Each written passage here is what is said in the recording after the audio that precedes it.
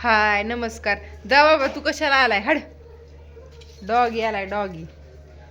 तर ती ही कोंबड्या सोडल्यात ना आता, त्याच्यामुळे कुत्रं आलं की त्याला हाणून लावावं लागतं. नाहीतर मग कोंबड्यात आणतं, नाहीतर करडू बघा आमचं कसं मजेशीर आहे. त्याला सगळं त्यांनी मी एवढी हौसाने सगळी गुलाबं लावली होती आणून. जेव्हापासून शेरड केल्यात तेव्हापासून त्यांनी एक पान पण ठेवलं नाही. करडू आहे ती.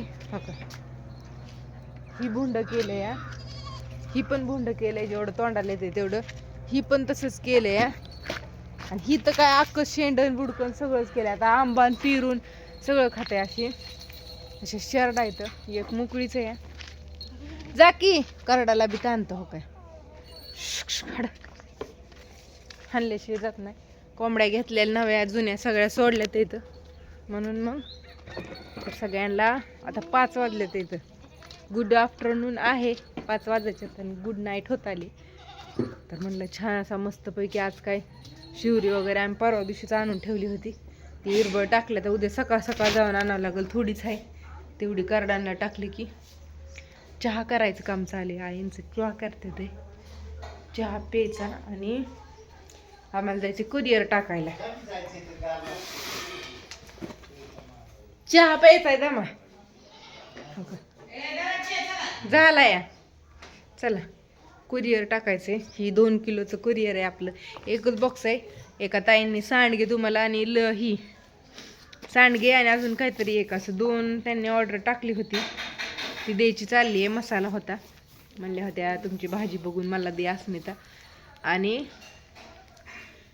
त्यांची सांडगे केल्यात रविवारी. उद्याचा दिवस गेलो, परवा दिवशी 8 दिवस होतील. पण चांगले खडंग इथं वाळवल्याशिवाय त्यांना द्यायचे कसे, म्हणून मी माझ्याकडं रविवार, सोमवार, मंगळवार, बुधवार, गुरुवार आणि आज शुक्रवार, आजचा पण दिवस वाळला. तिथं 6 दिवस सांडगे चांगले मस्तपैकी वाळवले. आणि मग आता आज म्हणलं कुरिअर करावा. इथलं मुंबईचं आहे त्याच्यामुळं आज केलं तर उद्या गेलं तर गेलं. त्या ताई म्हणल्या होत्या अस्मिता पाठवून दे म्हणून, तर म्हणलं पाठवते. आणि आता आपल्याला ऑर्डर आली आहे शेवच्या लाडूची.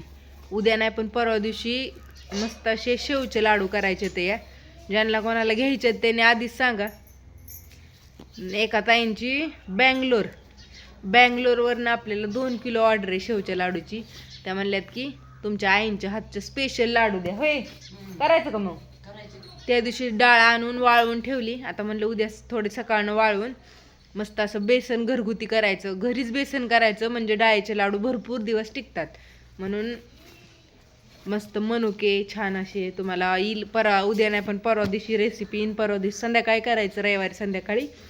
आणि रात्रभर थंड झाले की सोमवारी कुरिअर करायचं. मग त्यांना बँगलोरला जायला मला वाटतं 3 दिवस लागणार आहेत. सोमवारी केलं तर मंगळवार, बुधवार, गुरुवारी पोचेल. गुरुवारी किंवा शुक्रवारी 2 दिवसात. त्यांची ऑर्डर आहे, त्यांच्या मुलांना द्यायचं आहे, त्यांना वाटायचं आहे असं काहीतरी म्हणल्या त्या. म्हणून मग आता मधी 2 किलोच्या पुढे ऑर्डर असली की घेतल्या जाते. 1 किलो म्हणल्यावर परवडत नाही. आता लाडू मी करणार आहे. तुमची जर ऑर्डर कुणाची आली तर त्यात ती म्हणजे मिक्स करणार घ्या म्हणून. आणि जर नाही आली तर मग 4 किलोच्या आसपास होतील. मग 2 किलो आम्हाला घरी आणि 2 किलो द्यायला असं मिळून करायचं आणि द्यायचं. आता उन्हाळा तर अजून 15 दिवसांनी थंडी संपल ना.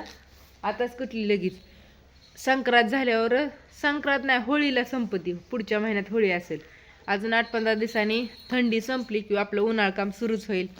सांडगे पापड कुठं काय काय छान असं मस्तपैकी तोपर्यंत आहे ही. आणि नंतर त्याला महिना 1.5 महिना 2 महिने झाले की आपलं छान असं गावरान लोणचं येईल तुम्हाला. ह्या वर्षी आम्ही छान असं मोजकच मस्त असं लोणचं तुम्हाला बघायला भेटेल. करून विकायचं चाललंय. ज्यांना कोणाला घ्यायचंय. आता मला बरेच ही आलतं, ताई हरभऱ्याची भाजी आहे का, ताई लोणचं आहे का, पण आता नाही, माझ्याकडे संपलं. त्याच्यामुळं त्यांना म्हणलं अजून 1-2 महिने थांबा आणि मग तुम्ही तुमची ऑर्डर घ्या. तर असू द्या. चला उशीर होतो या. झाला छान असा व्हिडिओ काढून. शुभ्रा गेली तिकडे शेजारी खेळायला, आत्ताच गेली, त्याच्यामुळे तिचा काय व्हिडिओ नाही. तर बाय बाय सगळ्यांना.